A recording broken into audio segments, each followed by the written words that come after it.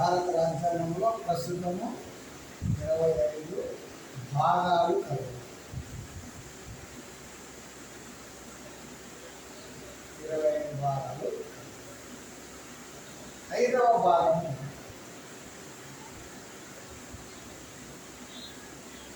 కేంద్ర ప్రభుత్వం గురించి తెలియజేస్తుంది. 5వ భాగము కేంద్ర ప్రభుత్వం గురించి తెలియజేస్తుంది. ప్రకరణలు 52 నుంచి 151 వరకు ప్రకరణల కేంద్ర ప్రభుత్వం గురించి వివరించడం జరిగింది. కేంద్ర ప్రభుత్వంలో ఇప్పుడు పార్లమెంటు అనగా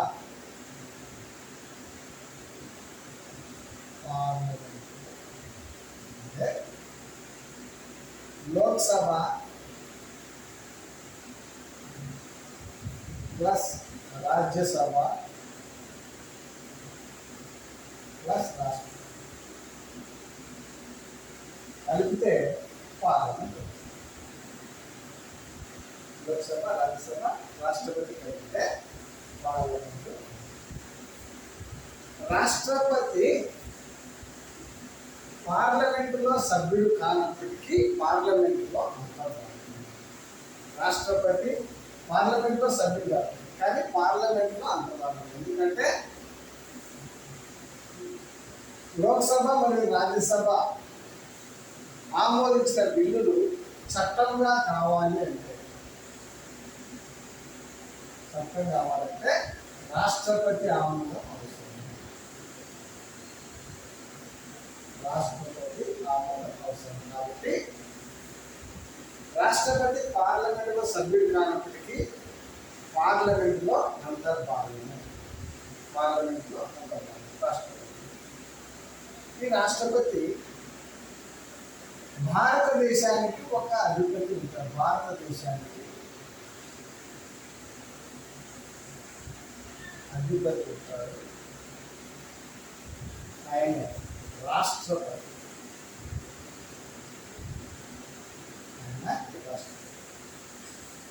దేశ ప్రథమ పౌరుడు ఎవరంటే రాష్ట్రపతి.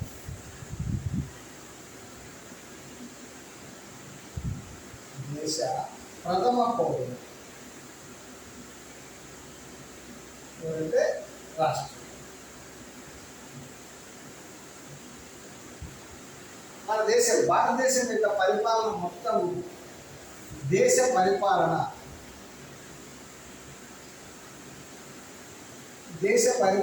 మొత్తం రాష్ట్రపతి పేరు మీద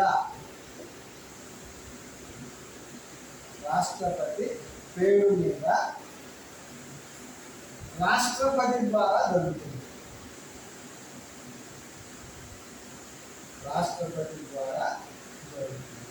దేశ పరిపాలన మొత్తము రాష్ట్రపతి పేరు మీద రాష్ట్రపతి ద్వారానే జరుగుతుంది. దేశ పరిపాలన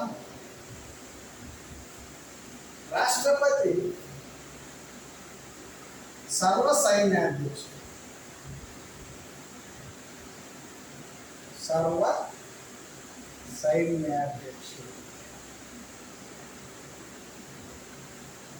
రాష్ట్రపతి సర్వ సైన్యాధ్యక్షుడు. త్రివిధ దళాలకు అధిపతి.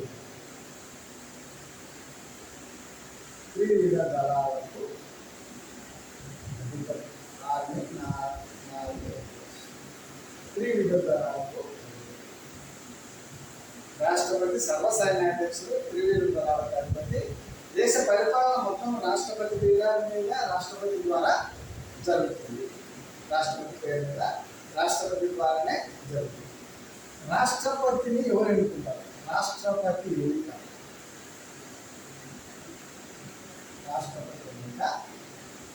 రాష్ట్రపతిని ఎలక్టోరల్ కాలేజ్ ఎన్నుకుంటారు.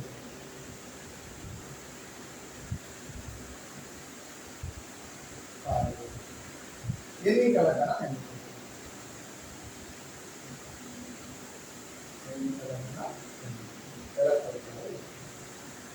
ఈ ఎలక్టోరల్ కాలేజీలో ఎవరెవరు సభ్యులు ఉంటారు?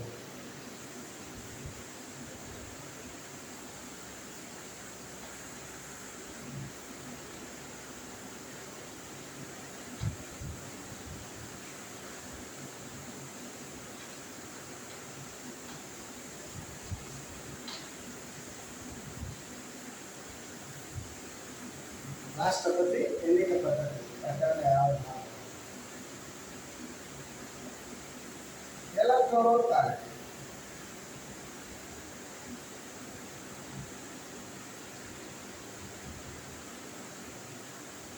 రాష్ట్రపతి ఎన్నిక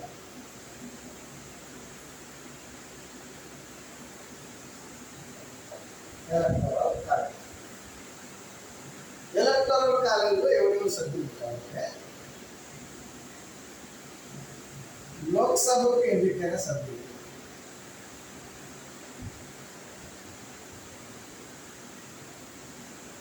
లోక్సభకు ఎన్నికైన సభ్యులు,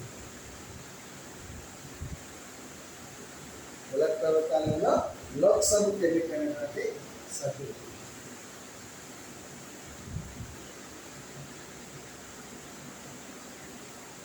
రాష్ట్ర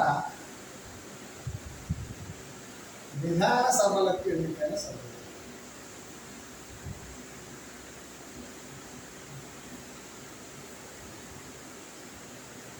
రాష్ట్ర విధాన సభలకు ఎన్నికైనటువంటి సభ్యులు, లోక్సభకు ఎన్నికైన సభ్యులు, రాష్ట్ర విధాన సభలకు ఎన్నికైనటువంటి సభ్యులు, రాజ్యసభకు ఎన్నికైన సభ్యులు,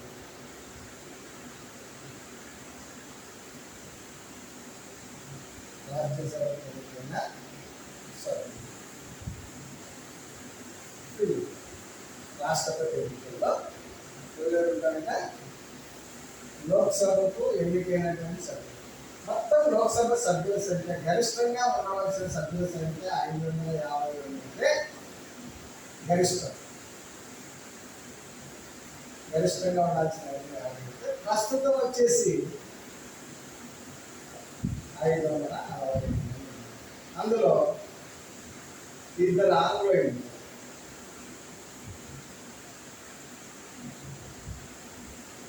ఈ ఆంగ్లో ఇండియన్ రాష్ట్రపతి నామినేట్ చేస్తారు. 2 ఆంగ్లో అంటే ప్రస్తుతం వచ్చేసి లోక్సభకి ఎన్నికైన సభ్యులు వచ్చేసి 540. లోక్సభకు ఎన్నికైన సభ్యులు 540. అన్ని రాష్ట్రాల విధానసభలకు ఎన్నికైనటువంటి సభ్యులు, అన్ని రాష్ట్రాల విధానసభలకు ఎన్నికైన సభ్యులు 4000. రాజ్యసభకు ఎన్నికైన సభ్యులు, రాజ్యసభలో గరిష్టంగా ఉండవలసిన సభ్యుల సంఖ్య 250 అయితే గరిష్టం, గరిష్టంగా ఉండాల్సింది. ప్రస్తుతం వచ్చేసి 240. అందులో ఎన్నికైన వారు వచ్చేసి 233 మంది. ఎన్నికైనటువంటి వాళ్ళు 233 మంది. రాజ్యసభకు రాష్ట్రపతి 12 మందిని నామినేట్ చేస్తారు. 12 మంది రాష్ట్రపతి నామినేట్ చేస్తారు. టోటల్గా 233 మంది ఎన్నికైనటువంటి సభ్యులు. రాజ్యసభకు ఎన్నికైన సభ్యుల సంఖ్య 230.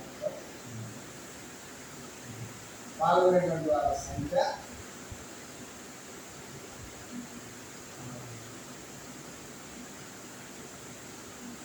4896 మంది పాల్గొన్నారు రాష్ట్రపతి ఎన్నికల్లో పాల్గొన్నారు.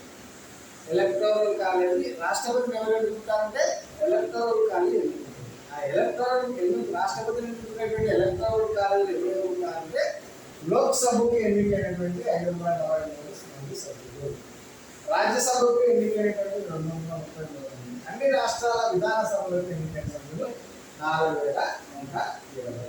టోటల్గా రాష్ట్రపతి ఎన్నికల్లో పాల్గొనేటువంటి సభ్యులు వచ్చేసి 4790 మంది రాష్ట్రపతిని ఎన్నుకునేటువంటి ఎన్నికల గణంలో ఉంటారు. రాష్ట్రపతిని ఎవరు ఎన్నుకుంటారంటే ఎలక్టోరల్ కాలేజ్ ఎన్నికల గణం ఎన్నుకుంటారు. ఆ ఎన్నికల గణం రాష్ట్రపతిని ఎన్నుకునే ఎన్నికల గణంలో ఎవరెవరు ఉంటారంటే వీళ్ళందరూ ఉంటారు. అంటే లోక్సభలో గరిష్టంగా ఉండవలసిన సభ్యుల సంఖ్య 552 అయితే ప్రస్తుతం 540 మంది సభ్యులు ఉన్నారు. అందులో 543 మంది ఎన్నుకోబడతారు. ఇద్దరిని ఆంగ్లో ఇండియన్ను రాష్ట్రపతి లోక్సభకు నామినేట్ చేస్తారు. అయితే 104వ రాజ్యాంగ సవరణ ఈ 140వ రాజ్యాంగ సవరణ ద్వారా లోక్సభకు ఆంగ్లో ఇండియాలను ఎన్నుకునేదానికి సంబంధించినటువంటి రిజర్వేషన్లను తొలగించడం జరిగింది. ఆంగ్లో ఇండియాలను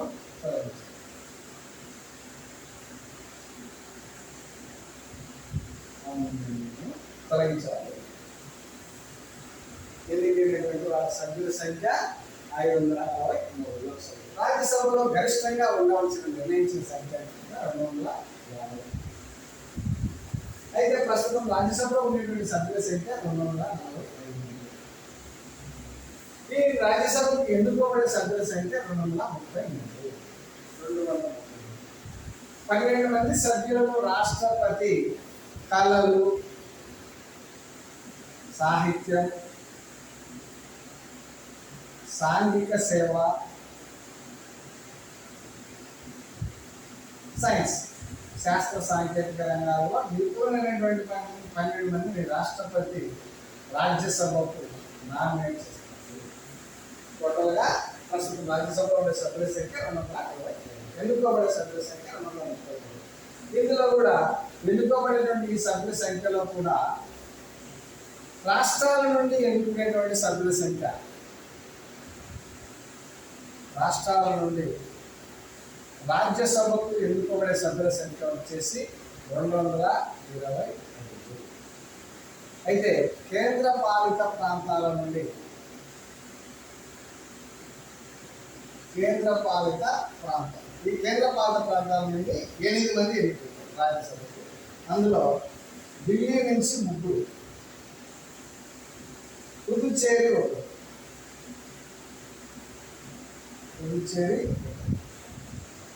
జమ్మూ అండ్ కాశ్మీర్ నుండి మరి టోటల్గా 8 మంది రాజ్యసభకు కేంద్ర పాలిత ప్రాంతాల నుండి ఎన్నుకోవడం జరుగుతుంది. కేంద్ర పాలిత ప్రాంతాల నుండి ఎన్నుకుంటారు. లోక్సభకు ఎన్నికైన సభ్యులు, రాజ్యసభకు ఎన్నికైనటువంటి సభ్యులు, మరియు అన్ని రాష్ట్రాల విధానసభకు రాష్ట్రపతి ఎన్నికలలో వీళ్ళందరూ కూడా పాల్గొంటారు. అయితే రాష్ట్రపతి ఎన్నికలలో పాల్గొనని వాళ్ళు ఎవరు? వీళ్ళందరూ రాష్ట్రపతి ఎన్నికల్లో పాల్గొంటారు. రాష్ట్రపతి ఎన్నికల్లో పాల్గొనే వాళ్ళు ఎవరంటే లోక్సభకు రాష్ట్రపతి చేత నియమించబడినటువంటి 2 ఆందోళనలు ఆల్రెడీ తొలగించడం జరిగింది. కాబట్టి రాజ్యసభకు రాష్ట్రపతి చేత నామినేట్ చేయబడినటువంటి 12 మంది సభ్యులు, రాజ్యసభకు రాష్ట్రపతి చేత నామినేట్ చేయబడినటువంటి 12 మంది సభ్యులు అన్ని రాష్ట్రాల యొక్క విధాన పరిషత్లో సభ్యులు, అన్ని రాష్ట్రాల విధాన పరిషత్ సభ్యులు, మరియు అన్ని రాష్ట్రాల విధాన సభలకు గవర్నర్ల చేత నియమించబడేవారు. గవర్నర్ల చేత నియమించబడేటువంటి ఆంగ్లేయులు. ఆ 104వ రాజ్యాంగ సవరణ ద్వారా దీనిని కూడా తొలగించడం జరిగింది. అందులో వీళ్ళను కూడా ఒక్కొక్కరిని నియమిస్తారు, అది కూడా తొలగించడం జరిగింది. కాబట్టి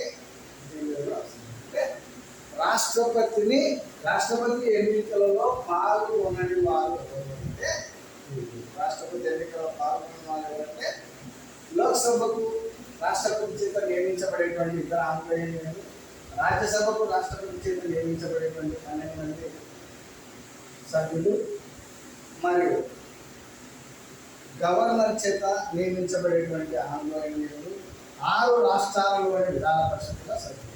6 రాష్ట్రాలు, ఈ 6 రాష్ట్రాలలోని విధాన పరిషత్తుల వీళ్ళు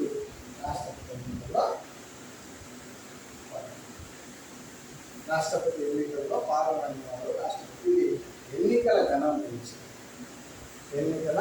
రాష్ట్రపతి ఎన్నుకునేటువంటి రాష్ట్రపతి ఎవరు ఎన్నుకుంటారంటే ఎన్నికల గణం ఎన్నుకుంటుంది. ఆ ఎన్నికల గణంలో ఎవరు ఉంటారంటే వీళ్ళందరూ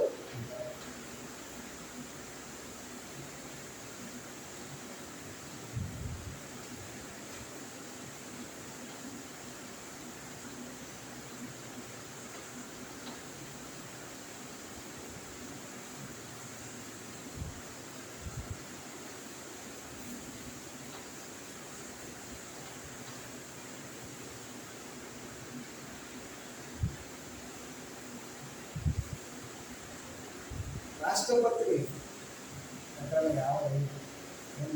రాష్ట్రపతిని ఎలక్టోరల్ కాలేజ్ ఎట్లా ఎన్నుకుంటారంటే నైస్పర్తిక ప్రాతినిధ్య పద్ధతి ఏక ఓటు బదిలీ పద్ధతిలో. ఈ రాష్ట్రపతి ఎన్నికల్లో మామూలుగా ప్రాధాన్యతను అనుసరించి ఓటు వేస్తారు.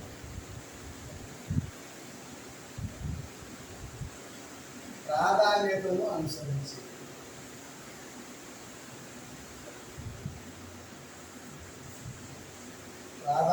అనుసరించి ఓట్లు వేస్తారు.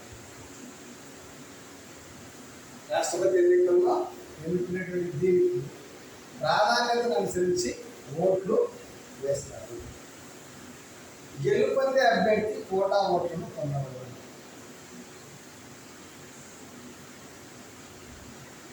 గెలుపొందే అభ్యర్థి కోటా ఓట్లు.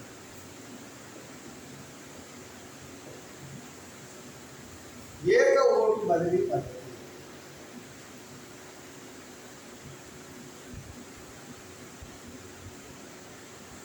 ఏక ఓటు బదిలీ పద్ధతి.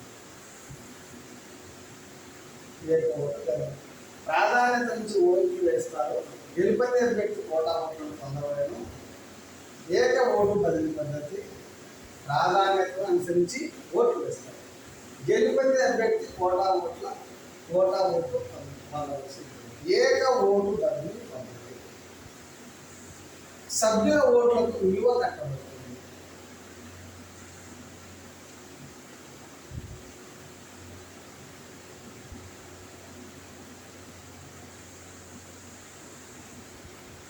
సభ్యుల ఓట్లకు విలువ కట్టబడుతుంది. తొలగించే ప్రక్రియ.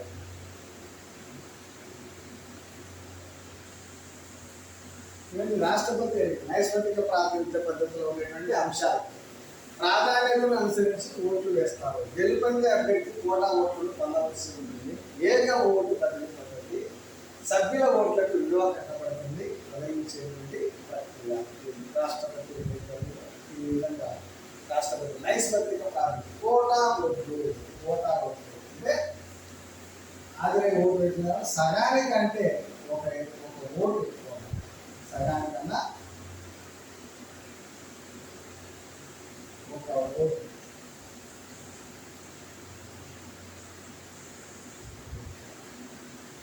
50% ప్లస్ 1 ఓటు పొందడానికి గెలుపొందినట్టుగా ప్రకటిస్తారు. ప్రాధాన్యత అనుసరించి ఓటు గెలుపొంది. ఈ రాష్ట్రపతి యొక్క పదవి కాదు.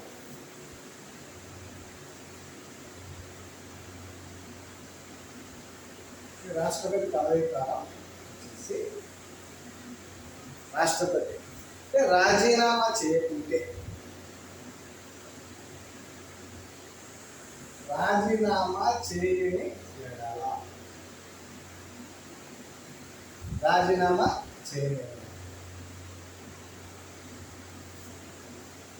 రాష్ట్రపతి ఎన్నిక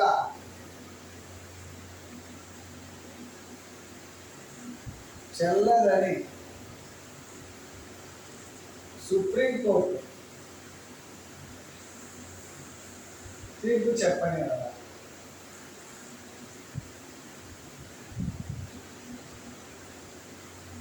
తీర్పు చెప్పండి. మహాభియోగ తీర్మానం ద్వారా తొలగించని కదా. మహాభియోగ తీర్మానం మహాభియోగ తీర్మానం ద్వారా తొలగించని కదా. మహాభియోగ తీర్మానం ద్వారా తొలగించని కదా. అకాల మృతి చెందని కదా. అకాల మృతి చెందని కదా. రాష్ట్రపతి యొక్క పదవీ కాలం. రాష్ట్రపతి పదవీ కాలం 5 సంవత్సరాలు. ఈ ఇన్సిడెంట్ ఏం జరగకపోతే 5 సంవత్సరాలు. ఒకవేళ రాష్ట్రపతి పదవి ఏ కారణం చెందిన ఖాళీ లేకపోయినా 6 నెలల లోపల ఎన్నిక జరపాలి. తిరిగి ఎన్నిక 6 నెలల లోపల ఎన్నిక జరపాలి. రాష్ట్రపతి పదవి ఏ కారణం చెందిన కారణాలు ఏదైనా కారణం చెందిన ఖాళీ ఏర్పడితే 6 నెలల లోపల రాష్ట్రపతి ఎన్నిక జరపవలసి ఉంది. రాజీనామా చేస్తే తన రాజీనామా పత్రాన్ని ఉపరాష్ట్రపతికి ఇస్తారు.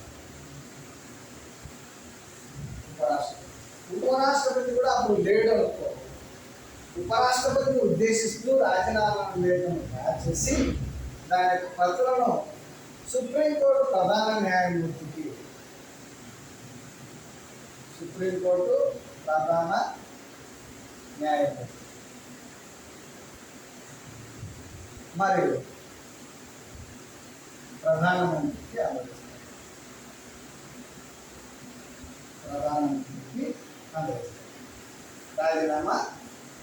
తన రాజీనామా చేయాలి అనుకుంటే రాజీనామా పత్రాన్ని ఉపరాష్ట్రపతి ఇస్తారు. ఆ సమయంలో రాష్ట్రపతి రాజీనామా చేయడానికి ఉపరాష్ట్రపతి కూడా లేకపోతే, ఉపరాష్ట్రపతి పదవి కూడా ఖాళీగా ఉంటే రాజీనామా పత్రాన్ని ఉపరాష్ట్రపతి పేరు మీద రూపొందించి దాని యొక్క ప్రతులను సుప్రీంకోర్టు యొక్క ప్రధాన న్యాయమూర్తికి మరియు ప్రధానమంత్రికి ఇవ్వడం. ఇలాంటివి ఏమి జరగకుండా ఉంటే 5 సంవత్సరాల పదవి కాలం, 5 సంవత్సరాలు రాష్ట్రపతి యొక్క పదవి కాలం 5 సంవత్సరాలు. ఇవి జరగకుండా 5 సంవత్సరాల పదవీ కాలం పూర్తి కాకముందే 15 రోజుల ముందు నుండి 15 రోజుల ముందు నుండి నూతన రాష్ట్రపతి ఎన్నిక ప్రక్రియ ప్రారంభమవుతుంది. 15 రోజుల ముందు నుండి నూతన రాష్ట్రపతి యొక్క ఎన్నిక ప్రక్రియ ప్రారంభం అవుతుంది. ఒకవేళ 5 సంవత్సరాల కంటే ముందు 15 రోజుల ముందు నుండి నూతన రాష్ట్రపతి ఎన్నిక ప్రక్రియ ప్రారంభమై 5 సంవత్సరాల పదవీ కాలం పూర్తయ్యే సమయానికి నూతన రాష్ట్రపతి పదవిలోనికి రాకపోతే, నూతన రాష్ట్రపతి ఎన్నిక పూర్తయి ఆయన పదవిలోకి వచ్చేంత వరకు ఇంతకు ముందు ఉన్నటువంటి రాష్ట్రపతిగా కొనసాగుతాడు. దీనినే ఇంటర్రెగ్నం అంటారు. ఓకే.